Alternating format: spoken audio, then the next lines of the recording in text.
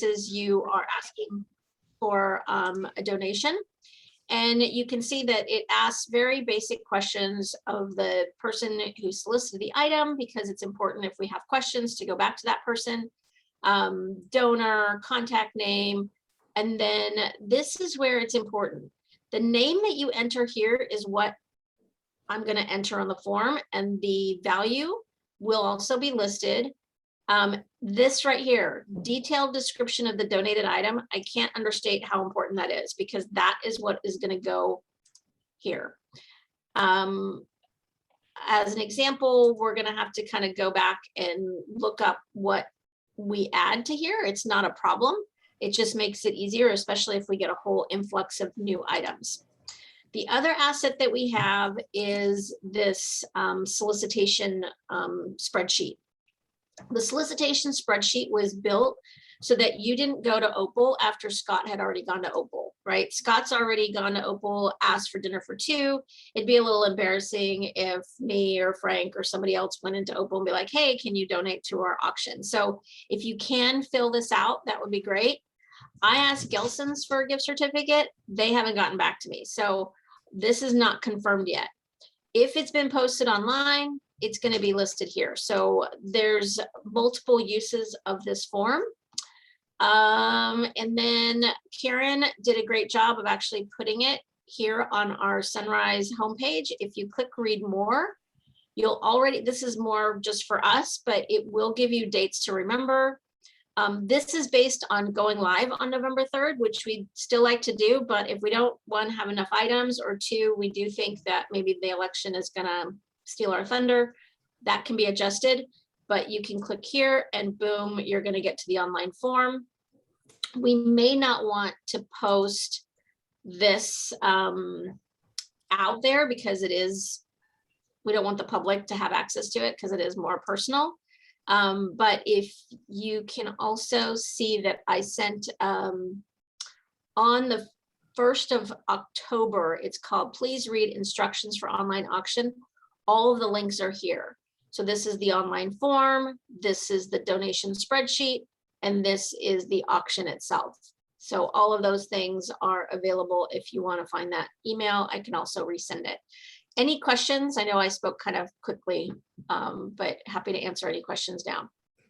Angelique, because sometimes people get things lost in their inboxes, I think you should send the link often. Okay. So if you can send the link to go ahead and make the donation, and send that off at least a couple more times so it doesn't get lost. Will do, will do. And the other thing is that we did also create a Word document with the exact same information, if that's easier for people. It's easier for me if you do it on the online form, but we certainly can use this Word document in the same capacity. It has all the exact same questions. It's just really important to not have an image here because I want to be able to copy and paste whatever words here because I don't want to have to retype it. You know what I mean? So I'll send this document out as well as the links. Anything else?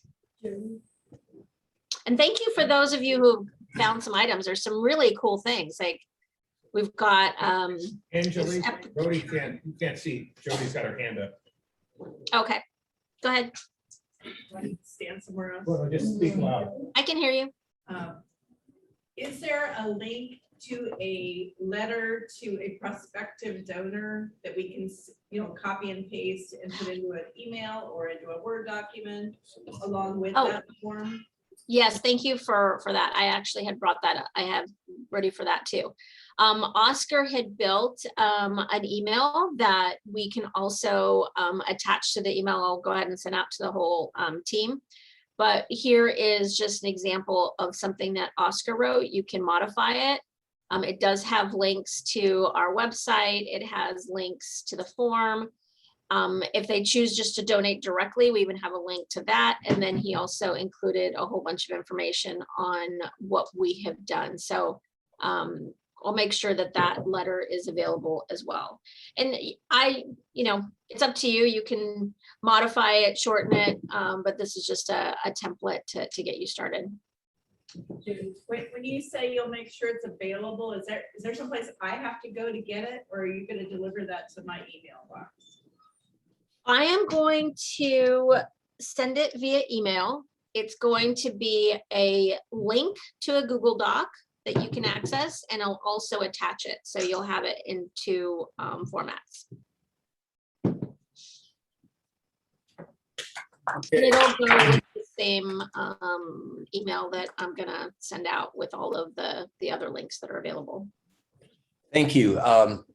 We are running out of time to get items in, so I encourage all of you to go look at the information Angelique's gonna send out. She's done a tremendous amount of work to put it together, and we need to get the items. Certificates to restaurants go well. If I see a $100 certificate to a restaurant I like, I'll bid 100 because I'm gonna go there anyway. Personal services, massages, midnight cruises. Hot tubs. Pardon? Hot tub with Bob Phillips. Oh, yeah, Bob will have to pay for that. Vacation homes go well. I know they're hard to get. Stays at hotels at a place other than Santa Barbara can go well, but I would encourage all of you to immediately focus on this. This will be the first fundraiser in 2 years, so we need to actually raise some money on it. And the save the date, the dolphin dive is going to be July 9th. The city is holding Chase Palm Park for us. And once the online auction is over, we'll start to focus on the dolphin dive. Any questions? Okay, thank you. Thanks, everyone. Everyone involved in that, and some of you asked, you wanted an informational pamphlet to hand to businesses so they know more about Rotary, and I have a whole bunch of them over here. So any of you in person that want to take those to help you ask for items, please do. All right, so I know we're getting tight on time here, but Diana, we've got an event tomorrow.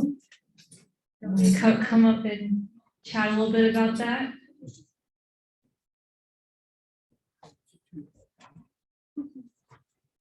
So after 7 long years, we get to go in and have a private tour of our renovated Santa Barbara Museum of Art. So I'm excited. We have 18 people signed up. We have space for 2 more, but you need to let me know today or in the next few days. Because of restrictions for how many people can be on the tour, we can, our Susan Bradley, who's going to be giving the tour, that's going to be focused more on how the renovation was done and why it needed to happen. And so that'll be her focus. And then Christine Holland, who's a docent at the museum, after twisting her arm, has volunteered to, we're going to break the group up into groups of 10. So she will do a tour focused on the art and what's different and the new galleries and that type of thing. So then we'll do half an hour and then we'll switch. So we're going to be meeting, be sure you meet in the front steps, which is on the State Street side. And then we're going to go for happy hour. Well, their happy hour's probably over, but we'll, you could still have a drink or dinner at 11:14. The restaurant that keeps changing, but it's by the turtle pond there. So we'll just walk out the door. I would like to know how many people are considering going to dinner after, if you're signed up for the tour. Okay. A few, okay. I don't think we'll have difficulty with that. And then should I mention the holiday party? Oh, yeah, let's, yeah, Okay. I have a slide, but you can talk about Okay. it now. Real quickly, we are gonna have our holiday party on December 18th, which is a Saturday. And we have a caterer lined up for that. And it's going to be at Christine and Michael Holland's home. And we'll have more details about that as we get closer. But we're gonna have your favorite thing to do, singing. And we'll be doing some singing. Is that what you call it? And, yeah. And we'll also be accompanied by Michael Holland, who plays the guitar and has a new, very fancy banjo. And he'll be playing for us also in our group. So it should be a really fun evening.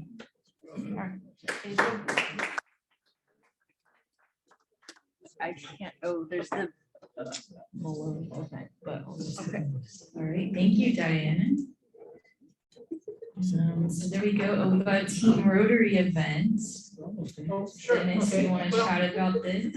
I still have Sunny here because I volunteered for the Bread and Roses event, but it isn't until this Sunday, so I haven't been able, I can't brag about my community service yet, but as of Sunday, I will earn Sunny. And actually, Kathleen is going to be there too, so I'll just pass this to her. If you don't want. There you go.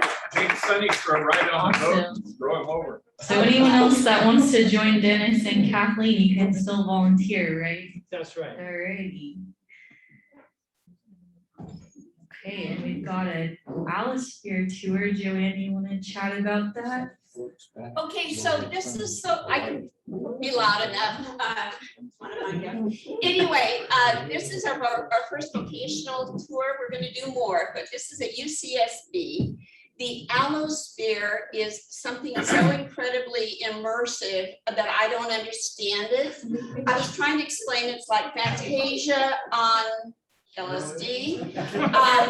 But you are in this container and you can go look at a molecule and it plays music to you. And it's just a fabulous experience. I have heard, and it's very rare that people get to go. So I have signups and the professor, I've got at 11 and 12:30. I've got 3 new slots that came available. Kathy, the queen is going to get her crown, so she can't come. Luz Maria is on her way back from Mexico. And so I've got a couple more slots. It is really an incredible opportunity. You can go next Wednesday at 11 or 12:30. Let me know. And I will send directions on where we're going to meet. And if you decide you'd like to have a meal afterwards, we can do that. But let's just make it, an hour of a really incredible experience. Since I haven't done LSD, I know the rest of you have. Okay, there you go. Too late. Too late. Thanks, Joanne, for coordinating that. And Bruce, you're here. You can, we've got a very special visit coming up.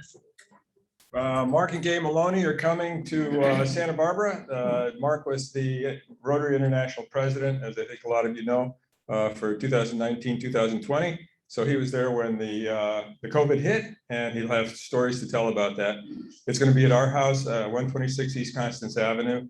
And starting 4:30 to 6:30, he will address the assembled people at 5 o'clock. So it's going to be basically just for the club and maybe 1 or 2 other dignitaries. And there'll be hors d'oeuvres and drinks and soft drinks and harder drinks, wine and beer, if that's hard.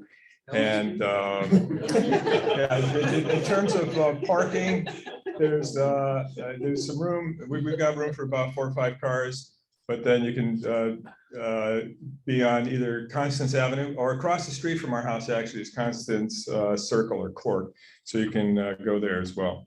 Any questions? Okay, should be fun. Thanks. All right. So just a little heads up for our November happy hour there. And Diane talked about the holiday party. Oh, Kirk and Jan, we don't have too much time, but if you want to just briefly say what's going on here. Well, so Jan and I donate blood both in Seattle and down here. So we got a twofer yesterday. We did plasma and platelets. So we were in the fighting chair for 2 hours. But anyway, they need blood, they need plasma. So you get a free glass of water and pretzels. So. And you're here today, and you did it in honor of Sunrise Rotary. Yeah, and the other thing is you can't tell them that you're donating on behalf of the Rotary Club. And they, I don't know, you get brownie points at some point for the club. But anyway, they need blood, and if you can do it, it's great. Wear your vest. Well, thanks so much, Kirk and Jan, and for doing that on behalf of our club.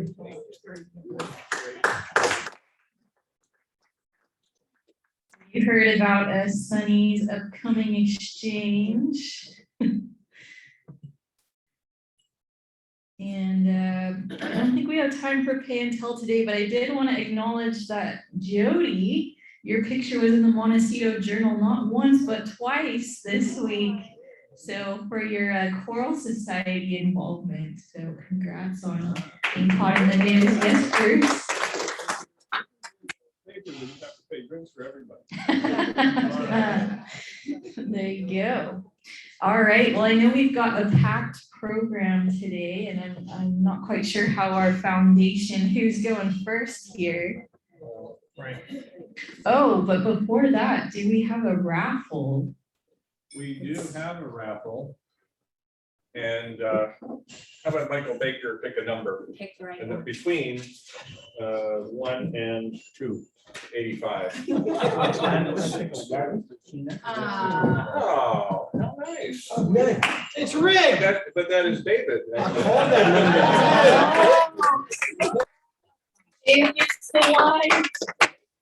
Share his wine with Hannah. All right, only if he has a birthday this month. All right, so foundation. Frank, you getting us started? All right, sure. Good morning, all. Sorry I'm not there with you. I'm here in sunny San Diego, so spreading the word. See if I can get some action item, I suppose. The point is that we do this every year. This is our foundation. This is how you're going to hear right after me from Ellen, from everybody here, that all the projects that we do locally in the country and outside of our country, internationally. So all of this is possible because of your donations, because of your help, because of your support. So it's really important.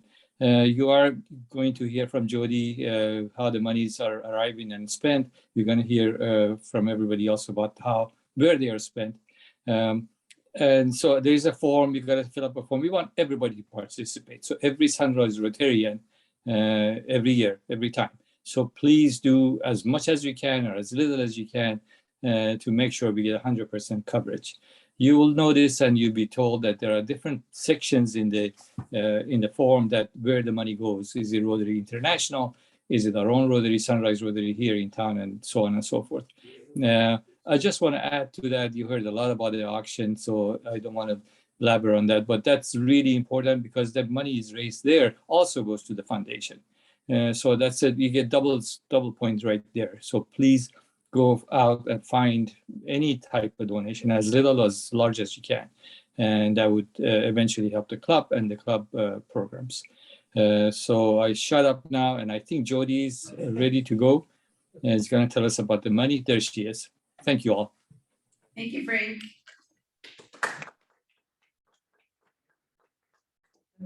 The applause all goes to you, of course, for making all this happen. So we'll hold that from, you don't need to do the applause.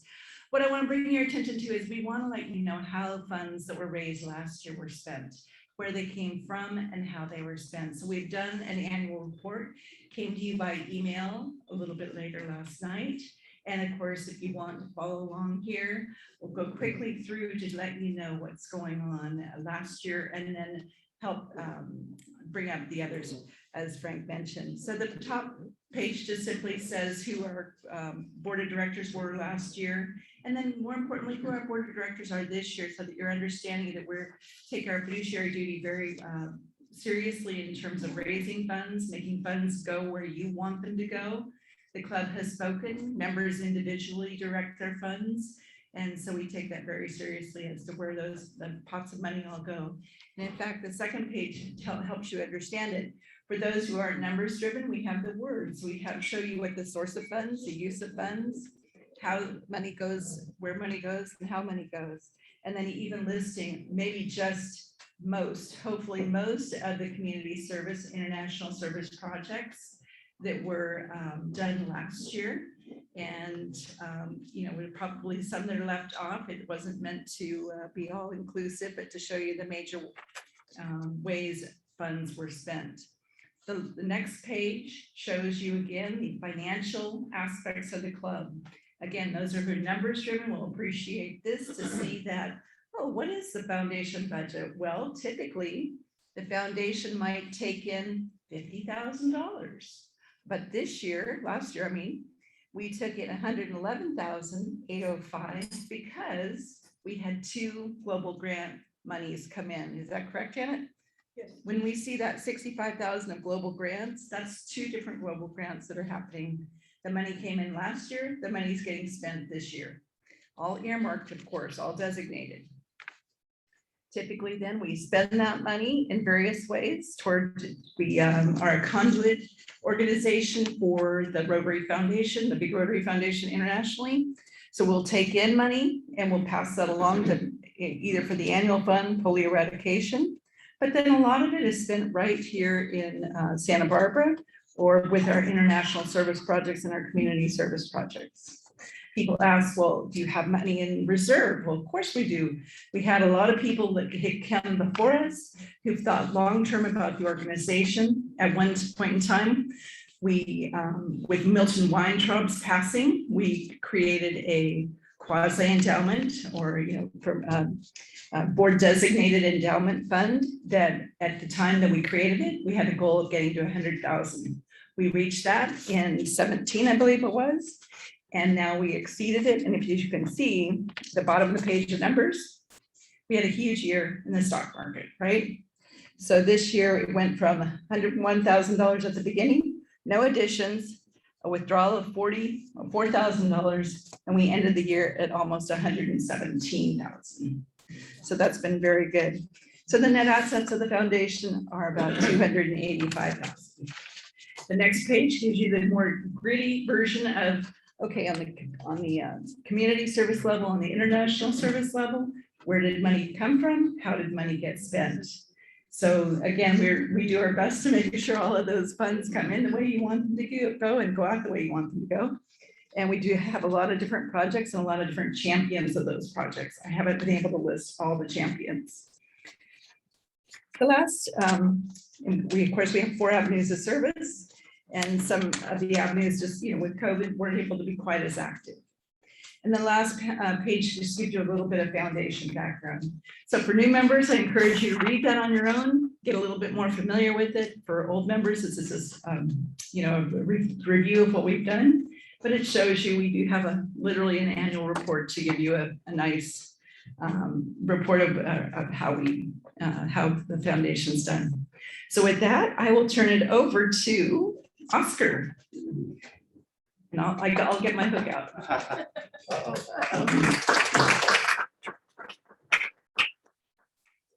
Okay, well, good morning, everyone. So I just wanted to let you know that this last year, while I was the chair, we just had a great year. It really was an exceptional year. And I know we have a lot of new members. I know many of the older members are aware of what we're trying to do here.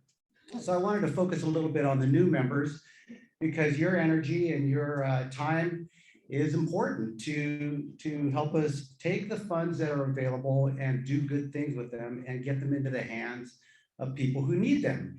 So I wanted to share Oscar's recipe for a successful international service committee, and hopefully you'll be able to take those and run with them when you're asked to be the chair of a service committee.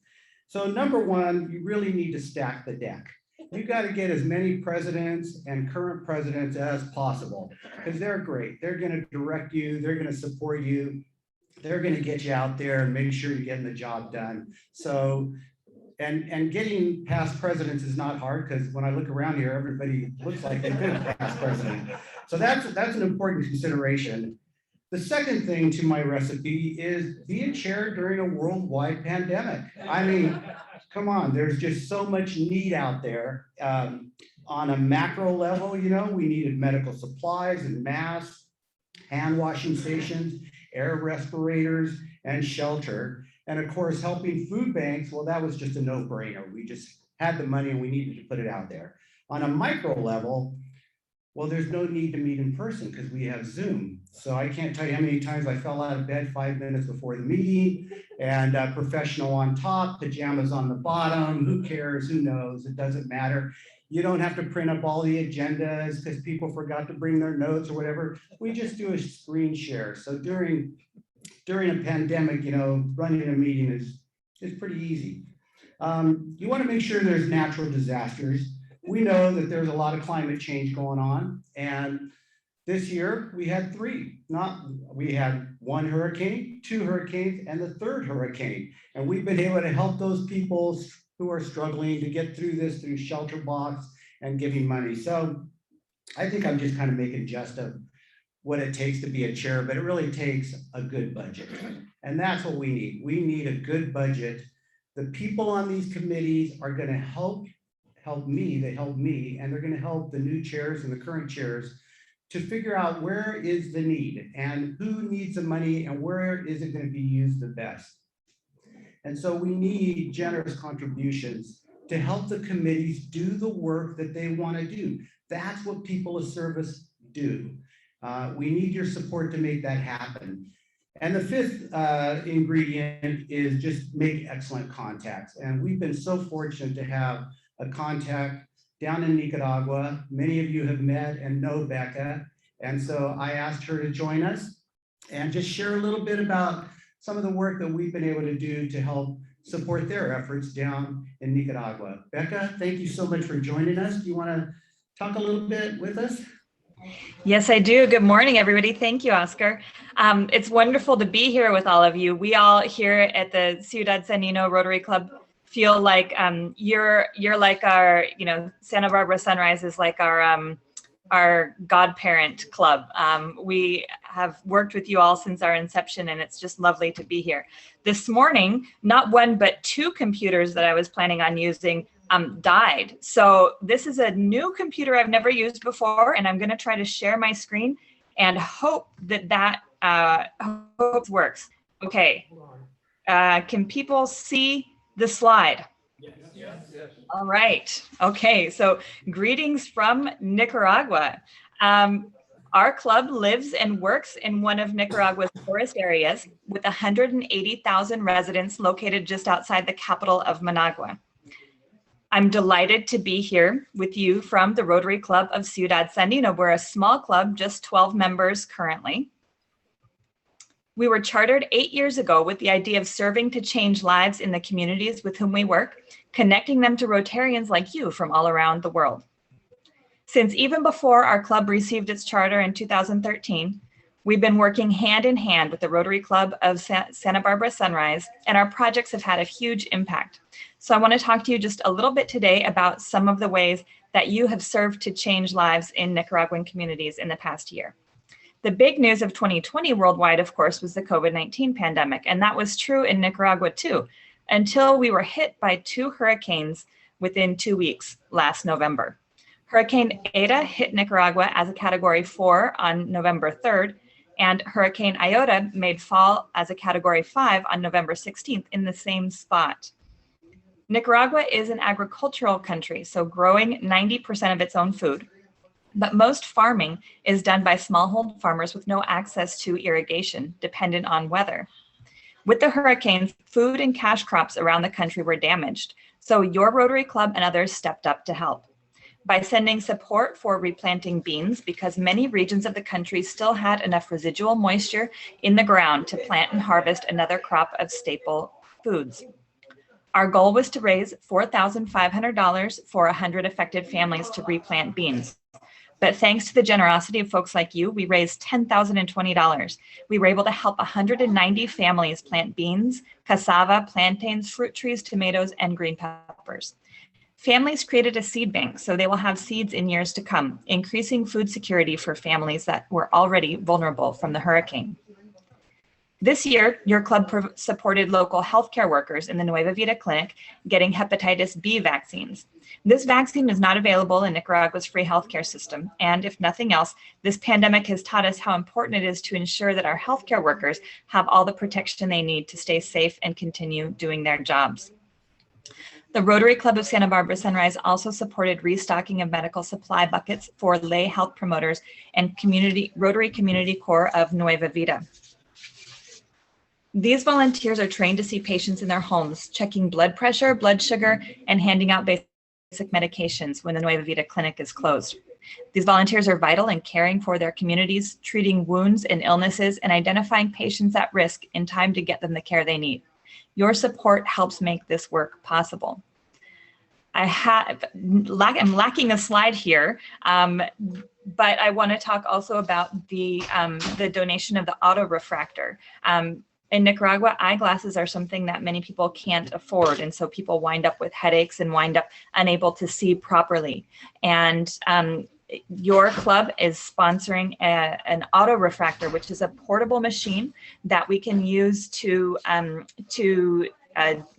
narrow down the range in which for the prescription. So when we see patients, not just at the Nueva Vida Clinic, but our Rotary Club also takes this machine out into the countryside. So it's a portable machine we'll be able to take into, we're already planning actually to take it into some senior citizen centers to be able to give older people eyeglasses, and also into rural areas to be able to check people's eyes. And then we have donated glasses that we hand out.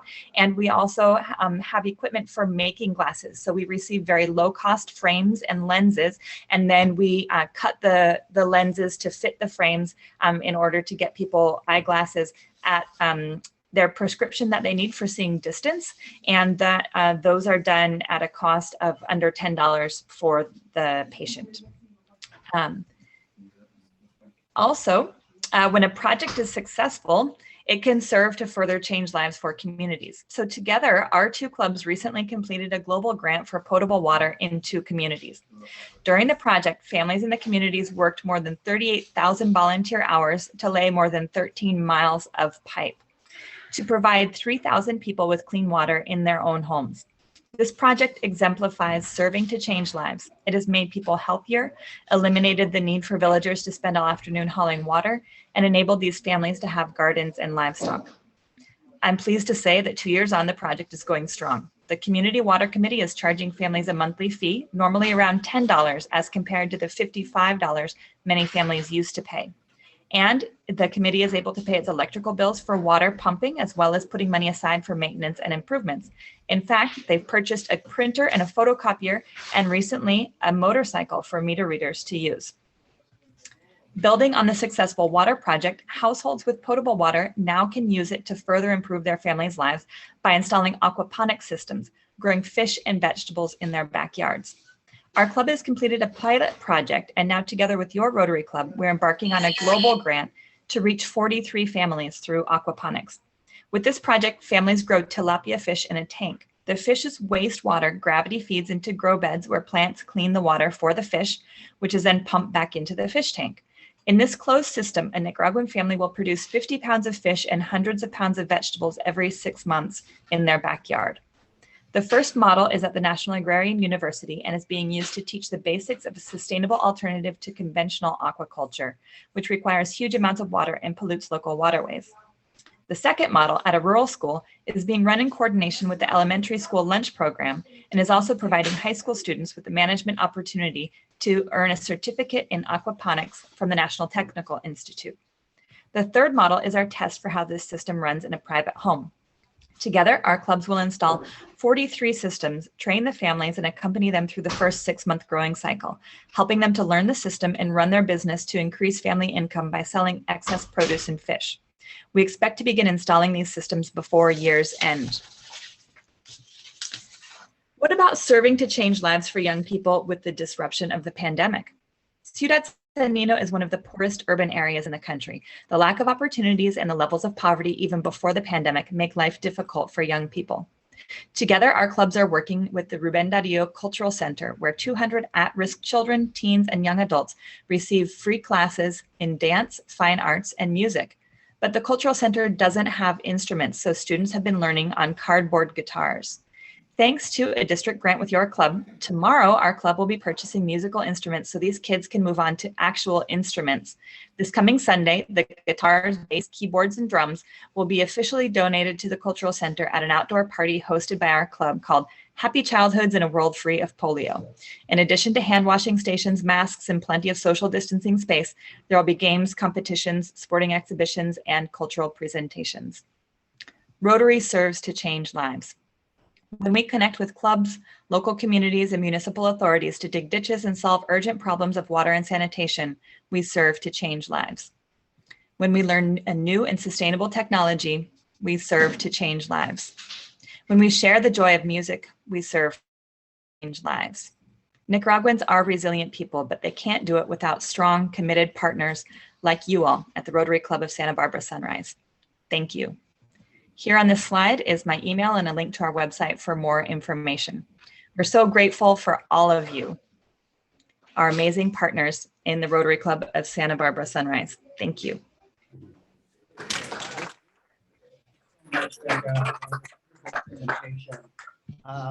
So yes, please consider all the great work that we do and pledge generously.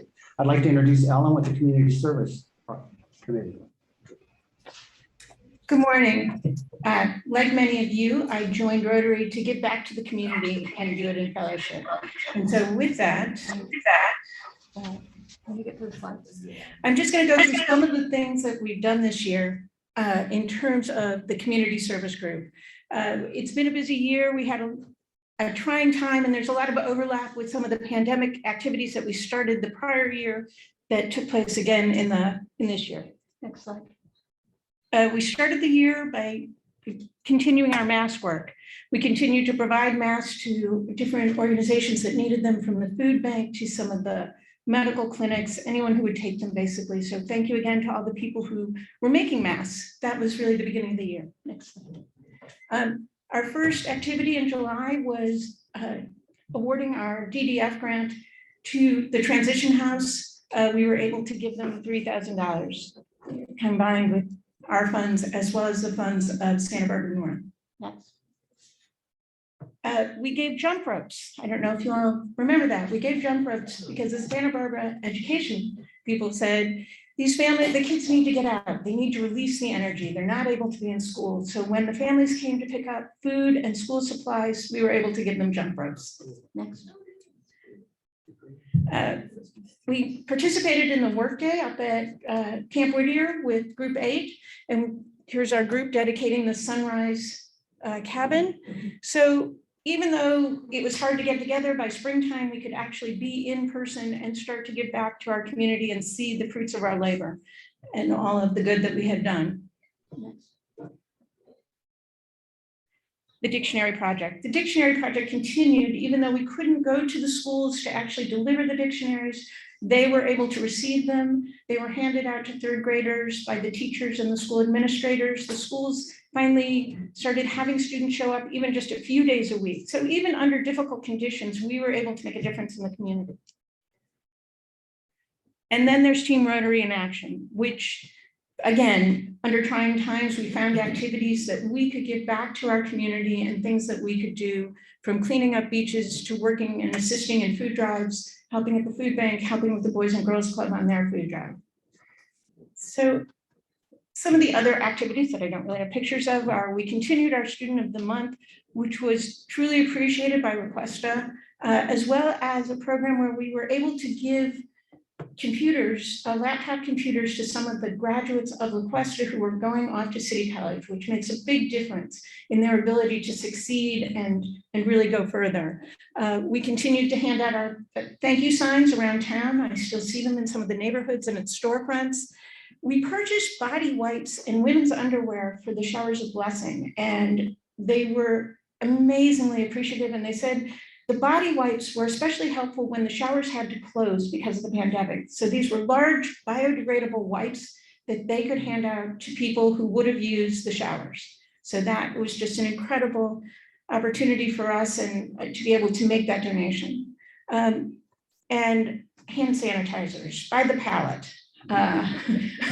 We handed them out and people appreciated having them, especially during this time when we didn't go anywhere without our hand sanitizer. So lastly, we had a global grant that Janet and Luz Maria worked diligently on, which was the Peacetime Adventures at Camp, which was held at Camp Whittier the first week of August. The campers were selected by the Boys and Girls Club directors specifically. It was really designed for at-risk youth. Calm participated with us. And with that, I'm going to let Michael Baker tell you about the camp, but I just want to leave you thinking about the fact that your donations are really helping the underserved in Santa Barbara and helping us make this a community that's really worth living in.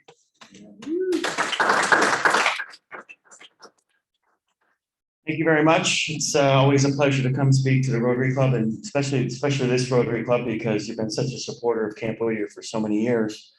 The Peace Camp was a really big deal for us. We've never done anything like this before, where we've brought kids from all of our clubs to the camp, but we've never hand selected the children that come from the toughest circumstances. I mean, really, really challenging circumstances at home.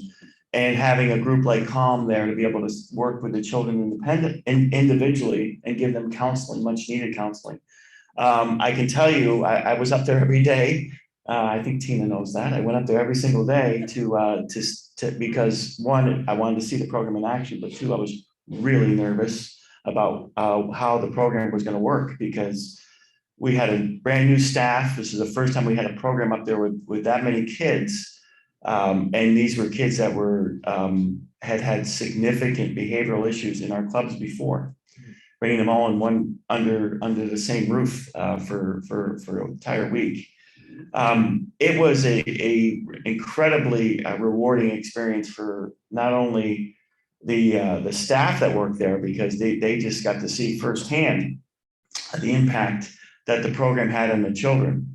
But the ripple effect has been very dramatic in that we've had several of the kids that went there who are now, fortunately, thank goodness, in much needed counseling for not only themselves, but also their family. We actually had 4, I don't want to, make anybody feel bad about this, but this is reality. We had 4 CPS reports that came out of that camp that we had a file. We had to do that because of things that came to our attention that are happening in the home. We would have never known that had that not happened at the, you guys are all whispering. Yes, that actually happened. Yeah, definitely. Child Protective Services. Yeah, see, I'm sorry. I thought everybody knew that acronym. Yeah, so those reports, we are mandated reporters in Boys and Girls Club work, and there were 4 cases that we had to actually report that came to our attention that would have never come to our attention had we not had those kids at the camp. And those 4 are still actively, you would worry that, okay, are those kids still coming to the Boys and Girls Club now that you've done that? They are actually still coming to the Boys and Girls Club, and they're getting the much needed help that they needed for their, not only themselves, but their entire family. And that happened because of this camp. The camp wouldn't have happened if it wasn't for Rotary. We wouldn't have done this. It was a long time coming, Janet. I know that you and Luz Maria, I think Luz Maria is on here as well. I thought I saw her on there. Worked on a grant that was 4 years in the making. Finally happened, and I didn't have the patience for it anymore, to be honest with you. I was done with it. I was like, I don't know if this is ever going to get funded, but it ended up working, and we're going to do it again. There's no question we're going to do this again. And I want to do it multiple times. I don't want to just do it one time in the summer. I want to do this. We traditionally have 4 weeks of camp with the kids at the Boys and Girls Club. We want to do this at least twice next year. And whether we have funding or not from the Rotary Club, Sunrise Rotary, we're going to do it regardless. We're going to make it work, and you guys will always be a part of that, as you'll always be a part of Camp Whittier. And one thing I will throw out to you as a final point, you mentioned your online auction. One of the things that I'd like to throw in there, and I'll do it in honor of Tina, because the great work she did for the Boys and Girls Clubs for so many years. The Sunrise Cabin, you guys have that for a weekend to use as a family getaway, whatever you want to do with it. You just book it with Priscilla. You can sleep up to 18 or 36 if they're really small. You can sleep up, I'm sorry, 14, 28 if they're really small, 14 people. And it's air conditioned. Thank you, Tom Heath. Thank you. And so we can put that on there, and hopefully you can raise a lot of money with that. Okay, thank you very much.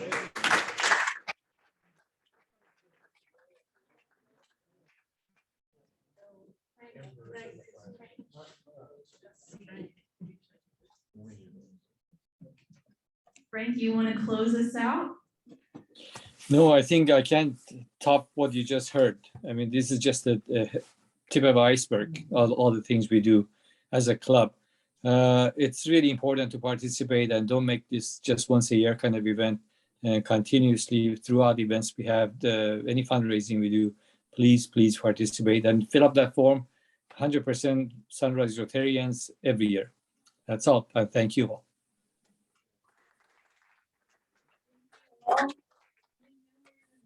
Club when 30 minutes is just not enough time to talk about all the impact we have on our community. So all of you who spoke today, your names will be divided among the 30 dictionaries we mentioned.